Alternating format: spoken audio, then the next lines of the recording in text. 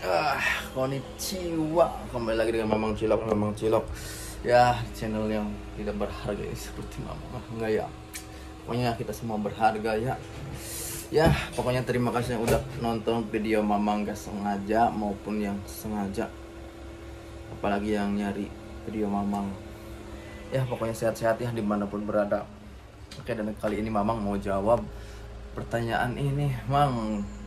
Apa? Kalau udah di Jepang, kalau udah setahun di Jepang, bisa bahasa Jepang, udah bisa ngomong bahasa Jepangnya enggak? Oke, Mama akan jawab tapi keheula ya. Sekarang Mama tuh lagi di ruangan ini. Tuh, itu Jimuso ya. Mungkin kalau kerjaan proyek di Indonesia juga ada kayak gini, kontainer bedeng-bedeng gitu buat istirahat. Ya, bahkan kalau di Indonesia kan tidur di bedengnya ya. Nah, gitulah pokoknya.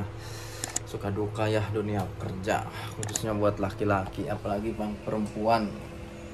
Ya, semangatlah dimanapun berada. Dan di Jepang juga ada loh yang kerja proyek perempuan. Ya gitulah. Ntar dulu nih, Mamang mau cerita nanti nyari tempat dulu, soalnya di sini pengap tuh, nyamuk semua di sini. Jadi sekarang Mamang proyeknya masih di kebun bambu ya, kebun ari itu. Obat nyamuk di sini, jadi pada pakai obat nyamuk. Ya oke, langsung aja. Iko.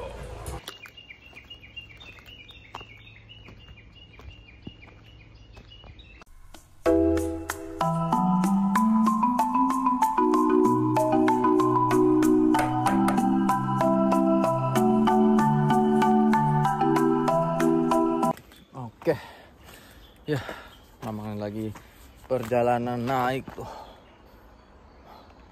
Capek di proyek ini tuh, capek naiknya tuh uang. Apalagi sekarang udah mau selesai ya.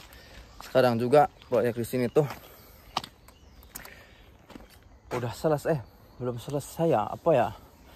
Maksudnya dilanjut laginya nanti bulan 10. Jadi barang-barang sekarang tuh dibawain pulang dulu. Kantor juga di Muson yang tadi tuh tempat Mamang istirahat mau dibawa pulang. Gak tahu kenapa, mungkin entah macet uangannya atau apa proyeknya. Jadi apa ya, kalau Indonesia tuh proyeknya mangkrak. Gak tau lah, Mamang gak ngerti. Tuh, ini kemarin Mamang ngecor ya, tapi kemarin Mamang gak bikin video soalnya lelah. Tuh, jadi kerja hari ini ya masang matok lagi. Jadi kalau habis dicor tuh dipasang matok ya kayak gini tuh, lap. Dan sebelum dipasang lap juga disemprot sama lem. Ya disemprot itu ser ya. Ya, semoga bisa diterapkan di Indonesia pas kerja pulang. Ya, nggak bisa Mamang tuh, tetap aja nggak pandai Mamang tuh. Ya, nggak pandai kerja. Tuh, kebun bambu. Ya, dan kerjaan hari ini tuh ya ngukur-ngukur jalan nih tadi videonya. Ya ngukur-ngukur, ya ngukur mungkin coran ini habis berapa duit, habis berapa meter. Ya diukur silang-silang gitu. Mamang juga gak ngerti. Ya, ternyata capek juga. Tuh, burung-burung di sini tuh masih bagus tuh suaranya. Tapi kalau di daerah Mamang udah langka karena ditangkepin. Ya nggak tahu ya, mungkin kalau wilayah Indonesia yang ya kayak Kalimantan, Papua atau sebagainya lah, semoga tetap terjaga kelestariannya. Aduh. Nah, capek Mamang nggak nyari tempat deh, kayaknya mau cerita aja ya pertanyaan tadi. Tuh,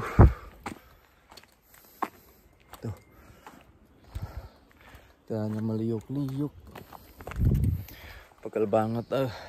Nah, kalau ada yang rata sih rata, ada yang nanjak-nanjak. Ini video yang ini kan, yang kemarin kan Mamang pernah ngikutin jalan ini lurus terus ke atas, tapi ya ujungnya cuma mentok, nggak ada ya, ke jalan buntu sama ada bendungan doang tuh.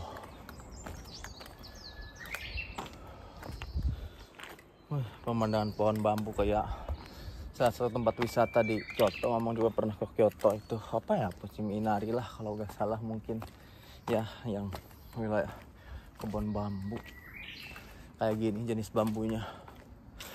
Di Jepang tuh ternyata banyak jenis bambunya tuh.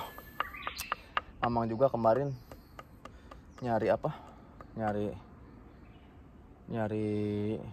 rebung itu bambu kecil ya, atau takenoko tuh. Ternyata ada beda-beda. Kalau bambu yang ini tuh enak kemarin mamang tuh. Lihat pemandangannya, aduh estetik banget aslinya. Tuh. Jadi bambunya nggak tahu ini bambu apa. Dari bentuknya aja udah bagus tuh kelihatannya. Ya di Indonesia juga kan banyak ya jenis-jenis bambu. Ada bambu tali, bambu surat, bambu runcing, bambu mang bambu. Ya mamang banyak lah pokoknya. Cuma agak beda kebun bambunya tuh. Apa mamang jarang ke kebun bambu mungkin jadinya gak tahu. Ya intinya beda lah. Oke, gak ada tempat buat ceritanya yang bagus ternyata. Memang jadi bingung. Tuh, gak tahu kelanjutannya gimana ini proyek tuh. Karena mulainya dari sini doang tuh. Jadi ke atasnya tuh masih pada retak. Padahal ini tuh ya jarang dilewatin orang, jarang dilewatin mobil lah. Paling kalau di pertengahan sana doang kan. Jadi ada makamnya. Kalau kesini kayaknya nggak ada mobil. Kalau kesini mau ngapain juga. Tuh kebun bambu Mangdul. Oke lah, memang cerita di sini aja ya. Oke. Apa nih? Iled, oi. Tapi gak bisa fokus kamera mamangnya. Soalnya HP-nya HP kentang. Tuh. Wah, gak bisa fokus. Ternyata di Jepang juga ada ilet jengkal. Kuning madeketan sih. Tuh. Ilet jengkalnya. Jadi ya kayak laba-laba gitu gantung. Oke lah tuh, mama udah nemu kursinya buat duduk. Mau ngobrol nih bare duduk. Ambil duduk. Ini tuh sampah ya. Kayaknya bekas kontainer bir nih. Jepang tuh kalau buang sampah pada sembarangan, jadi di luar gitu, di luar di hutan banyak mobil juga disesep-sesepin ya, namanya juga ketahui ya. Di Indonesia kan ada yang nyuri mobil dipretelin buat dijual. Di sini banyak padahal nggak usah maling kalau ini tinggal pretelin, tapi nggak tahu jualnya di mana. Soalnya di sini kalau barang kayak mobil, barang elektronik itu bayar kalau mau ngebuang tuh. Oke, lanjut aja cerita. Ya, tadi gimana ya ceritanya? Kalau setahun di Jepang, udah bisa ngomong bahasa Jepangnya enggak? Oke, jadi mamang jawab ya. Jika ada yang bertanya, maka akan mamang jawab ya. Jadi ya gini ya. Ya, kalau bisa enggaknya di Jepang. Kalau udah di Jepang, bisa enggaknya itu tergantung diri masing-masing ya. Ya, mungkin ya di kondisi atau lingkungan perusahaan juga ya 40%, 30%. Karena kalau kerjaan kita yang monoton biasanya yang apa di pabrik atau di ya gak tahu sih, semua tergantung orangnya. Yang paling ini tuh pokoknya tergantung diri sendiri ya. Kalau kitanya semangat ya, rajin, mungkin sebelum ke Jepang pun udah bisa bahasa Jepang ya, karena banyak tuh ya para wibu-wibu juga. Ada mungkin juga wibu yang Jepang banget tapi gak bisa bahasa Jepang ya, tergantung diri masing-masing ya kalau itu sih. Makanya yang cepet pinter bahasa Jepang tuh biasanya di job apa ya, perawat. Karena di perawat tuh sering komunikasi, apalagi kan ngurus nenek. Tapi ada juga nih, kata sensei aku kan juga sensei Mamang, jadinya aku sensei Mamang katanya pas pertama kesini ya belajar. Jadi di Jepang juga ada bahasa apa, lupa tuh. Mama juga gak pandai bahasa Jepang. Kamu udah setahun setengah malah, tapi belum pandai ya hogeng. Ada hogengnya. Hogeng itu ya kayak misalkan nih Indonesia, bahasanya kan Indonesia, tapi banyak tuh ya, ada bahasa Jawa, Sunda, isyarat, bahasa daerahnya banyak lah pokoknya ya, Makassar yang mana lah, Minangkabau ya. Tapi semoga kita tetap satu lah pokoknya, yang nonton video ini dimanapun berada pokoknya semoga tetap NKRI ya. Ya jadi gitulah ya, di Jepang tuh ada hogeng ya. Mama juga kaget ya, Mama udah cukup lumayan lah buat siap-siap belajar bahasa buat kerja di Jepang. Ternyata ada hogeng di sini juga, hogeng. Jadi bahasanya agak beda sih. Kalau di kita kan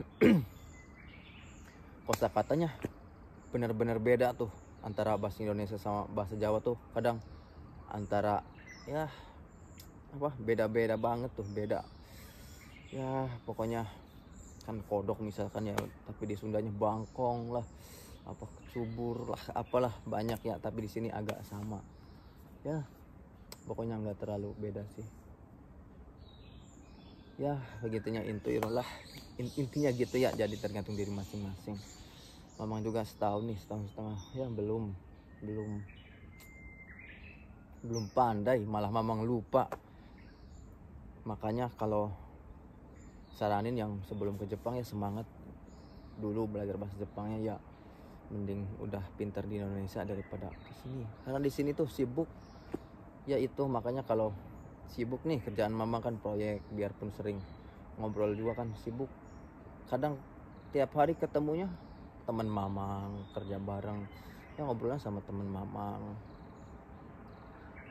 ya gitu. Makanya biasanya yang paling cepat naik level bahasa Jepangnya tuh anak-anak kaigo juga tuh ya, ada jenjang karirnya tuh. Jadi ya ada tesnya banyak sih.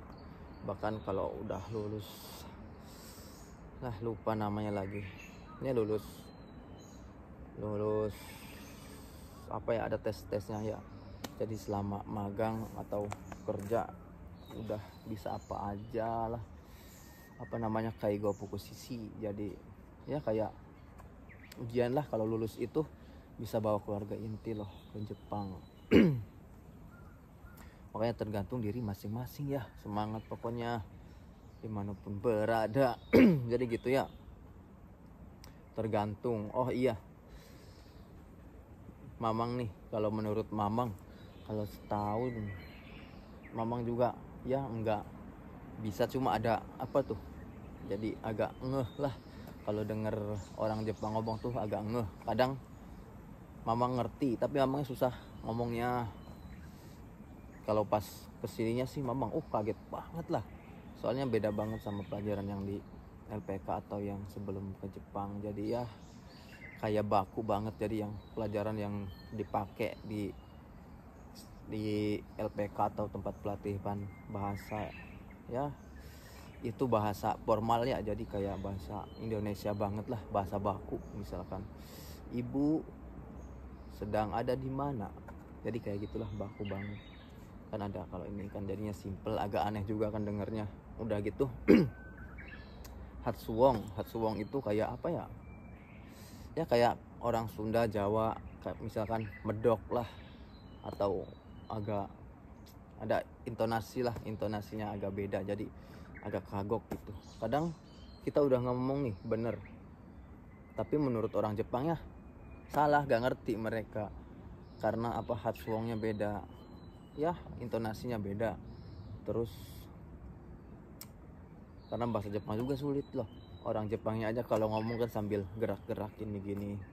Makanya kalau bahasa Jepang tuh apalagi ada kalimat kata kerja atau kata sifat, kata benda yang sama. Jadi sebelum bicara benda atau suatu pekerjaan lah harus dibarengin dengan kata pendamping sebelumnya. Jadi kalau kita ngomong ya misalkan ya pokoknya gitulah, misalkan mas, kita karena kita itu ada banyak, jadi harus dibarengin.